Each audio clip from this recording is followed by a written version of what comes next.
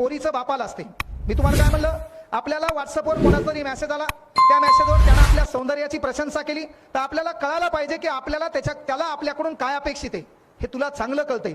ते कळत असताना बी भिकार चोटावानी तू त्याला रिप्लाय देत असेल तर दोष त्याचा नाही. तर बापाचं काम आहे संध्याकाळी 8 वाजता माय बापानं काय करायचं, आपल्या पोरीसोबत आपल्या पोरासोबत जेवण करायचं.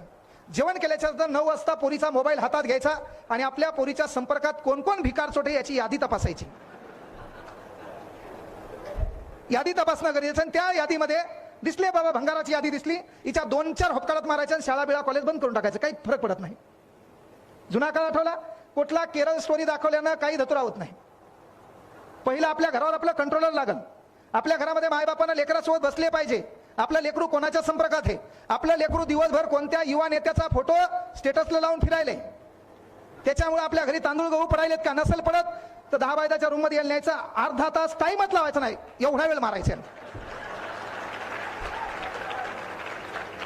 अरे फोक्या कुठल्या नेत्याचा बित्याचा फोटो लावून आपलं आयुष्य बदलणार नाही. ज्यांना अख्ख्या हयात घातली, रक्ताचं पाणी केलं, हाडाचं काळा केलं, त्या बापाचं स्टेटस ठेव, तो स्टेटस बनल्याशिवाय राहणार नाही, हा शब्द माझा आहे. पण आपल्याला ते करायचंय, कारण बापाचं स्टेटसला ठेवल्यावर होईल काय, अनावधानानं तुझ्या मनात वाईट विचार आले, वाईट कृती आली, तर तुझ्या बापाचा चेहरा समोर दिसल्यावर तुला आठवल, यार मला घराचं चित्र बदलायचंय, मला परिवर्तन करायचंय, हा विचार तुझ्या मनात येईल. आणि पोरींना विनंती आहे, तुम्हाला शिक्षणाला वय कमी आहे, भावकी नावाची जात आहे, ती तुम्हाला वारंवार काय करणार आहे, घरच्याला डिवसणार आहे. ते म्हणणार पोरीचं वय 25 झालं, लवकर लग्न करून टाका. आणि तू जर शाळेच्या टायमात शिकली नाही, ह्या वयात तू कच्चा बदाम पक्का बदाम, मैं नाही तो कोण बे, चांद तारे तोड लावूंगा, हा तू अंडरपॅन्ट घराच्या बाहेर वाळू घालीनात, तू आहे फकाले डायलॉग म्हणायचं नाही. त्यामुळे तू काम आहे, तू शिकली पाहिजे. नाही शिकली, नोकरी नाही लागली तर 1000 जोडप्या मागं 150 घटस्फोट सध्या महाराष्ट्रात आहेत. कारण काय, ॲटिट्यूड. अनेक दलिंदराला त्याची स्पेलिंग बी येत नाही है ना, अनेक दलिंदराला त्याची स्पेलिंग बी येत नाही. ATT खालून यायचं ITUDE, खचकन बटन दाबते, सेंड. अनवर्सरी स्पेलिंग येत नाही, AN खालीच येते बाकीचं, सेंड. कारण तू इंग्रजी कशी शिकला, तुला चॅलेंज नाही, तो सेंटर कॉपी सेंटर, आणि तू एकच वाक्य वाचायचा, read the passage carefully and give the answer. ते वांदे, read the passage carefully give the answer. आणि मग तुला प्रश्न विचारला, how many animal in this garden, मग तू काय वाचायचा, अॅनिमल शब्द पॅराग्राफ मध्ये कुठे आहे. अभ्यास. हे जे इथं अॅनिमल विचारलंय का, हे पॅराग्राफ मध्ये जिथं अॅनिमल आहे त्याच्या मागं लिवळ, आणि जिथपर्यंत फुल स्टॉप आहे तिथपर्यंत लिहायचं.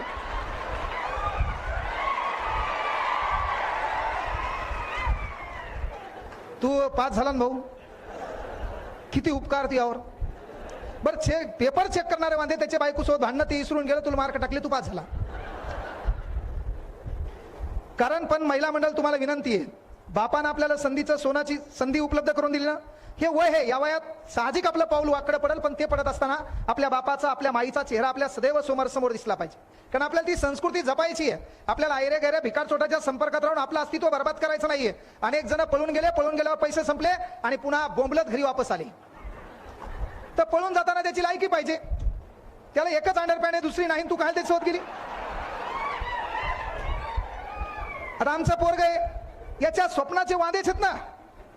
कारण तुम्हाला पोरं लक्षात घ्या, तू शिक्षक झाला आणि तू 5वी नापास बायको केली, लोक तिला मॅडम म्हणतात. तू शिक्षक झाला आणि तू 5वी नापास जरी बायको केली, लोक तिला मॅडम म्हणतात. तू वकील झाला आणि तू कधीच शाळेत न गेलेली पोरगी बायको केली, लोक तरी बी तिला वकिलीन बाई म्हणतात. तू जज झाला, तो एखादी पोरगी 7वी 8वी नापास केली, लोक तिला मॅडम म्हणतात. जजीन बाई नसते रे.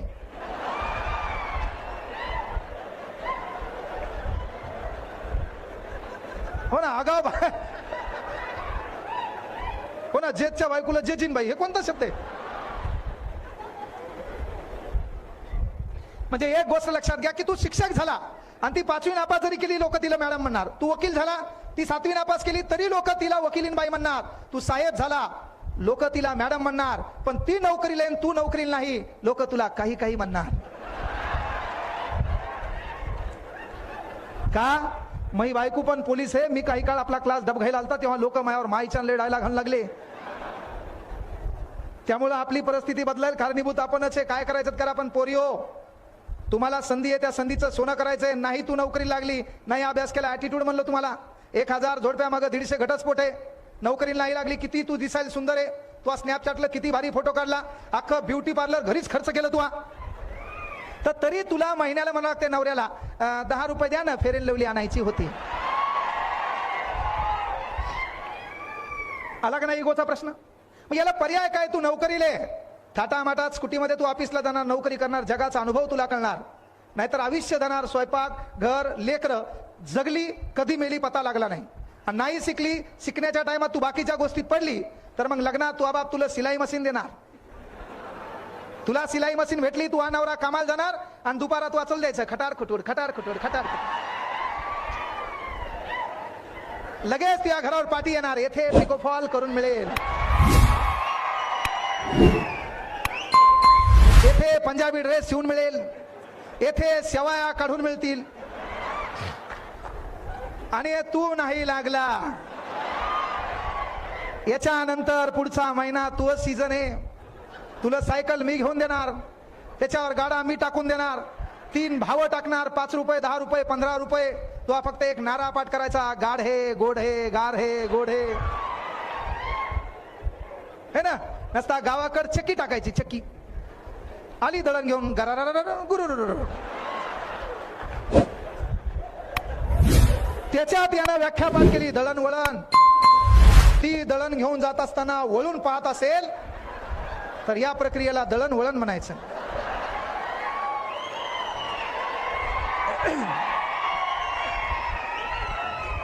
पण हे करत असताना मात्र एक गोष्ट आवर्जून आपल्याला लक्षात घ्यायची. पोरो, नाही थांबा, तुम्हाला लय बोलायचे मला. मुळात आपला कार्यक्रम 4 वाजता चालू व्हायला पाहिजे होता, तर थोडा लेट झाला. हा तू रिकामाच आहे, मी इथं.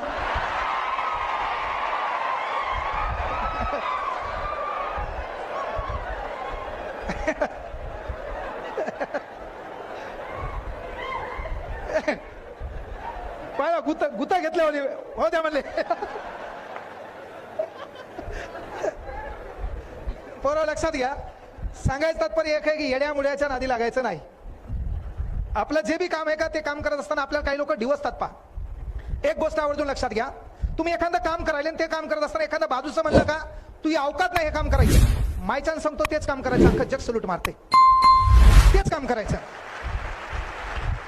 जेव्हा आपल्या लोक म्हणले ना ही तुमचं काम करण्याची अवकात नाही, वो काम करने में कोई अलग मजा आहे. कधी बी ध्यानात ठेवा, लोक म्हणले तुम्हाला हे करू शकत नाही.